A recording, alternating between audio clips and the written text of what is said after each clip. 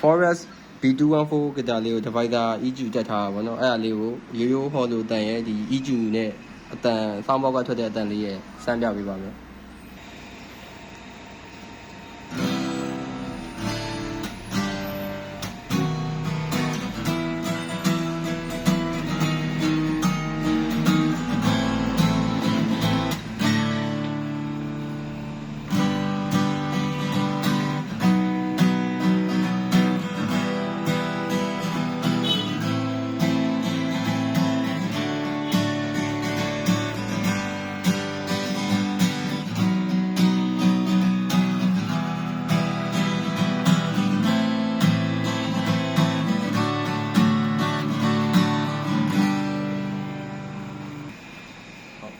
EQ နဲ့စမ်းပြီးတော့ဒီပြပေးပါမယ်ခင်ဗျာ